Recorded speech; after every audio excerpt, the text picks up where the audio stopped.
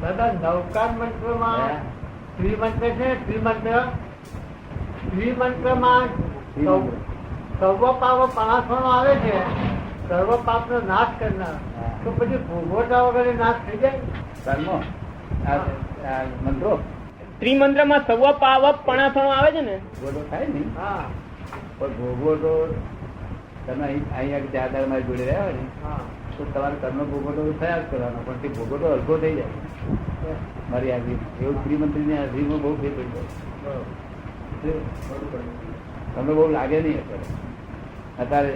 જેમ એક માણસ ને જ્ઞાન ના હોય તેમ 4 દાડા જેલમાં ગાલો તો કેટલું અકળામણ થાય, અને જ્ઞાન હોય તેમ જેલમાં ગાલો હે એનું કારણ છે ભોગવટો એનો જ છે. ભોગવટો અસર ના પડે.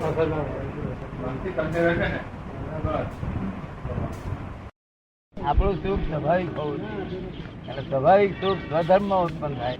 સ્વધર્મમાં સ્વરૂપને જાણવું પડે.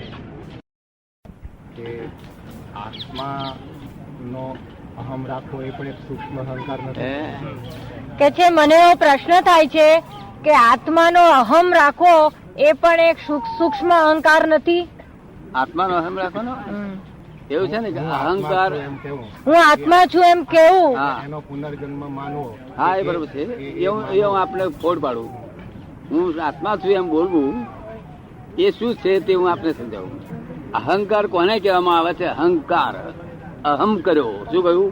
જ્યાં નથી હું ત્યાં હું માન્યો એને અહંકાર કહેવામાં આવે છે. શું છે આપ સમજો ને? જ્યાં પોતે નથી ત્યાં આરોપ કર્યો કે હું જ સૂર્યકાંત છું એ અહંકાર. પછી જ્યાં પોતે નથી ત્યાં પોતે કે હું જ વૈષ્ણવ છું એ અહંકાર. જ્યાં પોતે નથી ત્યાં પોતે કે હું આ છોકરાનો ફાધર છું એ અહંકાર. આપ સમજ ને? અહંકાર જ્યાં પોતે નથી ત્યાં જ આરોપણ કરવું એનું નામ અહંકાર, અને તે એ જગ્યાએ હું બોલવું તે નિરહંકાર કહેવાય. સમગ્ર જે ચેતન તત્વ છે એ ચેતન તત્વનો એક ભાગને જુદો પાડી અને એમાં આપણા આત્માનું આરોપણ કરી અને એનો જ પુનર્જન્મ થાય છે નવા શરીર ધારણ કરીને, એમ માનવું એ તો એક સમગ્ર ચેતન તત્વનો ભાગ છે. એને જુદો પાડી અને એ જ એક એન્ટાઇટી રૂપે નવા શરીર ધારણ કરે છે એમ માનવું, એમાં મને કોઈ લોજિકલ ફેલસી લાગે છે.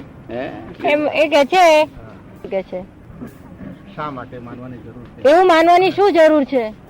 એવું શા માટે માનવું? પુનર્જન્મની માન્યતા આત્મા તત્વની માન્યતા સાથે તો શું માનવું આપણે? પુનર્જન્મના સિદ્ધાંતને માનવાની કોઈ જરૂર નથી. બરોબર છે. કે પુનર્જન્મ લેટ ગો કરી બાજુ એ મૂકીએ, સેટ સાઈડ કરીએ, પણ તો શું માનવું એને બદલે એ આપણે ઠીક લાગે એ વાત કરું ને. સમગ્ર જે ચેતન તત્વ છે એ ચેતન તત્વનો એક ભાગ આ શરીરમાં બંધાયો, પાછો પેલા ચેતન તત્વમાં જતો રહેવાનો છે. એ કે છે પછી એ જ એનું જ વ્યક્તિત્વ જુદું માનવું એવી શા માટે કોઈ ના માને તો બહુ ઉત્તમ વસ્તુ છે. વ્યક્તિત્વ જે જુદું માનતો નથી તેને આ દુનિયામાં કશું કરવાનું બાકી જ રહેતું નથી. આ બધું જ હું છું એમ માનવામાં આવે. પુનર્જન્મની કોઈ માન્યતાની જરૂર નથી. જો બધું હું જ છું એવું જો ભેદ ના લાગે, કોઈ પણ જાતનો ભેદ ના લાગે, તમારું કશું કાપે અને તમને એમ જ લાગે હું જ છું, તો પછી વાંધો જ નથી. પછી થઈ ગયું છે, પૂરું છે. ભૌતિક સ્વરૂપની વાત નથી કરતો હું, ચેતન તત્વના સ્વરૂપની વાત. વ્યક્તિઓ જુદી છે ના, ચેતન સ્વરૂપની તો વાત જુદી છે. ચેતન તો એક જ પ્રકારનું છે. જેમ અહીંયા 5 લાખ લગડીઓ મૂકી હોય લગડીઓ, પણ આફ્ટર ઓલ લોકો શું કે સોનાનો ઢગલો છે. શું કે સોનું જ છે બધું, એક જ સ્વભાવનું સોનું છે. ભલે લગડીઓ જુદે જુદી રૂપે એમ થાય, ગણતરી કરે તો કરી શકાય, બધું કરી શકાય, પણ બસ છે સોનું આફ્ટર ઓલ. શું એટલે જો કદી આમ જુદું પાડવું હશે તો આના ભૌતિક રૂપે એનો અર્થ જ નહીં. જુદું પાડવું હોય તો પુનર્જન્મ માનવો પડશે, રસ્તે સર ચાલવું પડશે. અને જો સમગ્રતા ચેતન માની અને અભેદભાવ રહેતો હોય તો ગજુ કાપે તો આપણને એમ જ લાગે હું જ કાપી રહ્યો છું, તો વાંધો નથી. એ આત્માની આપણી માન્યતા પ્રમાણે તો એના સંસ્કાર પણ પાછા બીજા જન્મમાં જાય છે, તો આત્મા તત્વ પર સંસ્કાર કેવી રીતે પડી શકે? એ તો આત્મા તત્વની માન્યતાનો વિરોધાભાસ. નહીં, માન્યતા નહીં. આ માન્યતાઓ 2 પ્રકારની. એક તો સિદ્ધાંતિક માન્યતા, સિદ્ધ થઈ ગયેલી વસ્તુ જો, અને આગળ પાછળ સાયન્ટિસ્ટો એવી જ વસ્તુ સિદ્ધ કર્યા કરે. સિદ્ધાંતિક માન્યતા શું છે કે આ જગત પ્રવાહ રૂપે છે. પ્રવાહ રૂપે એટલે સંસરણ થયા જ કરે છે, નિરંતર પરિવર્તન થયા જ કરે છે. એ એટલે ડેવલપ થયા જ કરે છે. જીવનું ડેવલપ થતું અનંત અવતાર થી ભટક. ખરેખર આ સિદ્ધાંતની વાત કરું છું.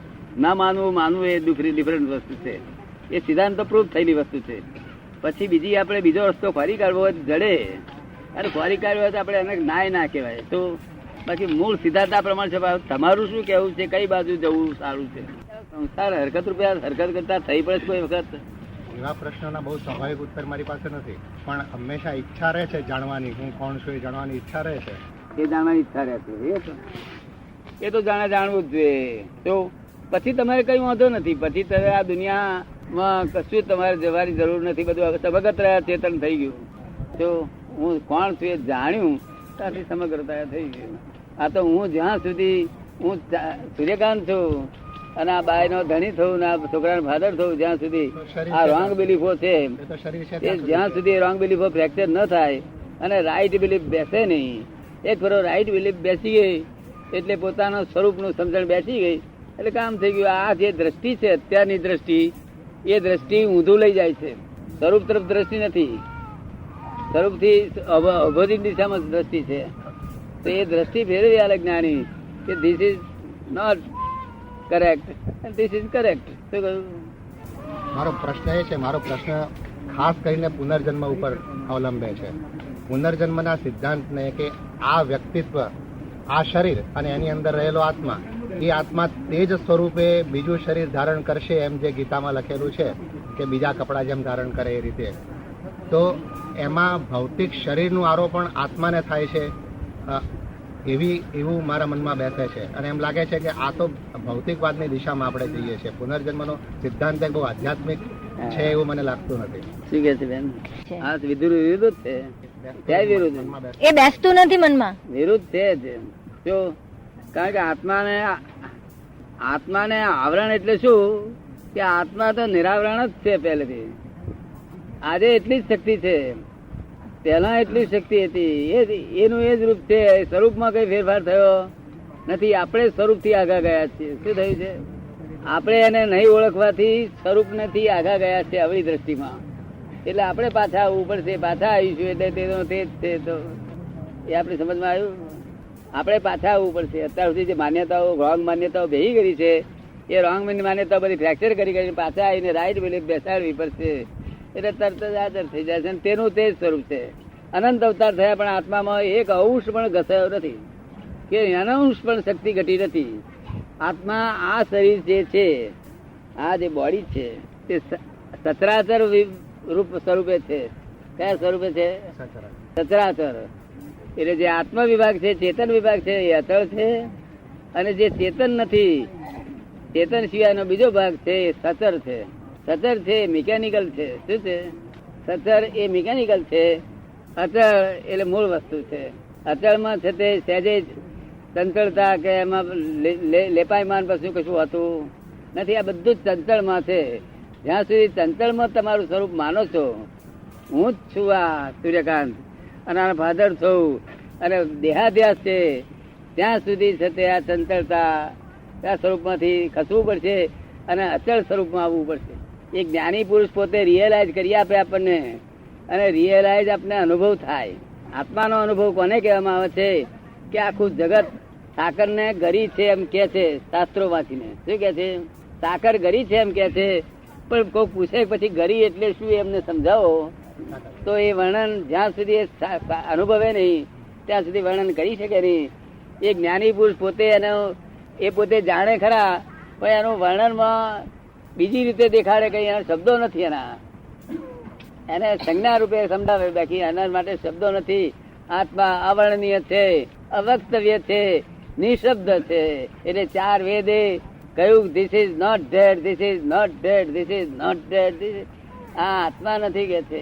કારણ કે આત્મા વેદમાં ઉતરી શકે એવો છે નહીં, શબ્દ છે નહીં. નિશબ્દ હોવાથી આત્મા આમાં ઉતરી શકે એમ છે નહીં. માટે ગો ટુ જ્ઞાની. જીવતા હરતા પડતા જ્ઞાની પાસે પહોંચો તો જ આત્મા જાણી શકો. બાકી આત્મા જાણવાનો કોઈ રસ્તો છે નહીં. અને આત્મા જાણ્યા પછી બધો નિવેડો આવે છે, ત્યાં સુધી કોઈનો નિવેડો આવ્યો નથી. આત્મા જાણશે ક્યારે? કે જ્યાં સુધી હું કરતા છું, આ જગતમાં હું કરતા છું, કંઈ પણ હું કરી શકું છું, એ જે અણસમજણ છે એ અજ્ઞાન જ્યાં સુધી દૂર નહીં થાય ત્યાં સુધી આત્માની વાત સ્વાદ આવે નહીં. જ્યાં સુધી હું કરું છું એવું ભાન છે ત્યાં સુધી આત્માનો સ્વાદ ચિંતિત માત્ર આવે.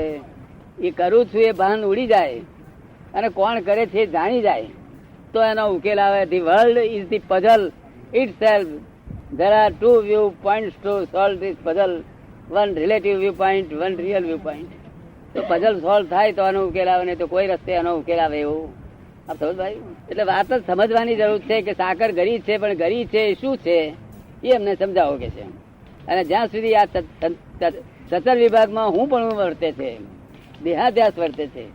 આ સતર વિભાગ એ દેહ છે અને દેહ, મન, ચિત્ત, અહંકાર અને અંતસ્કરણ બધું ભેગું છે.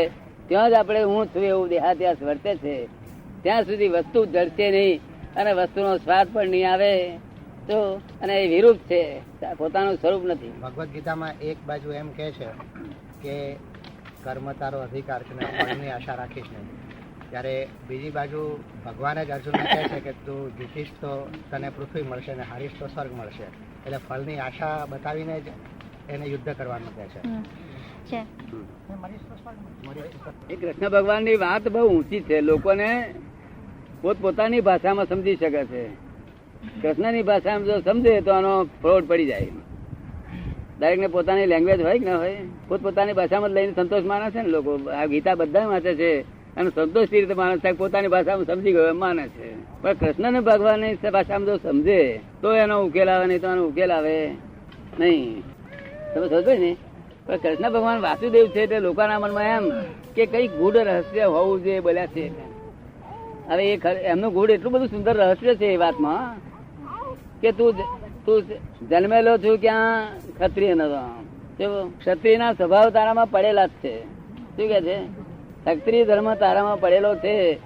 અને તું અત્યારે આવું જે આ મારું અમને તેમને જે આ મોહ રૂપી તું તને જે આવરણ ફરી વર્યું છે તે તારું ક્ષત્રિય ધર્મ અંદર છે અને આ આવરણ તને દુઃખદાયી થઈ પડશે કે છે. શું કે છે? માટે આ તું બધી આવરણ તારું ગાઢ પર છોડી દે અને તું લડ કે છે. તું લડવાનો જ છું. તને નથી સમજણ પડતી પણ મને તો જ્ઞાનમાં દેખાય છે કે તું લડવાનો છું. એટલે લડવાનું કહી દીધું એમને. તો એ લડવાની પાછળ એનો મોહ ને છોડાવડાયો છે કે આ બધો તારો મોહ છે. તું તારી મેં લડ્યા કામ કરે. તને જો લડવાનો ક્ષત્રિય ધર્મ તારો પાડે જા અને તું આ મોહ કરીશ આ મારા મામા થાય ને થાય તો પછી એ લડવાનું છે. તો લડવાનું ના હોય ને મોહ કરતો હોય વાત જુદી છે, પણ તું લડ્યા વગર તો રહેવાનો જ નથી. હવે આપણે શું સમજાવ્યું એ બાબતમાં કહો. એ પ્રશ્ન તો સમજુ છું. હા, ફળની આશા વગર આજે આપણે કાલે પેપરમાં લખાઈએ લોકસત્તા વાળાને કે ભાઈ તું દરેક માણસને પેપર પહોંચાડી દેજે અને બધાને કહી દે કે ભાઈ ફળની આશા રાખ્યા વગર તમે કામ કરો તો ખાલી મિલો બધું બંધ થઈ જશે. શું બરાબર? સાથી બંધ થઈ જશે કે લોકો પગાર આવશે તો સર્વિસ પર નહીં જો મારે કઈ જવાની જરૂર. પેલા ક્યાંક ફળની આશા રાખશો ને તો બંધ થઈ જશે.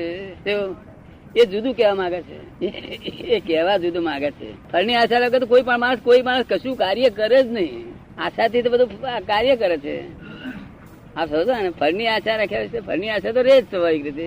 એટલે શું કહેવા માંગે છે કે તું કોઈ પણ કાર્ય કરું એમાં ફળની આશા રાખીશ નહીં. ફળની આશા એટલે શું કહેવા માંગે છે કે આમાં મને નફો મળશે, આમાં મને ખોટ જશે, અગર તું આ સ્ટીમરમાં બેઠો તો ડૂબી જશે, અગર તરશે, એવા તેવા દ્વંદ્વને તું બધી નહીં. અને દ્વંદ્વને બધી તો તારું કાર્ય કોઈ નહીં થાય. માટે તું દ્વંદ્વને ભજ્યા સિવાય કામ કરે જા જે તને આવે તે નિર્ભય થઈને. ઠીક છે.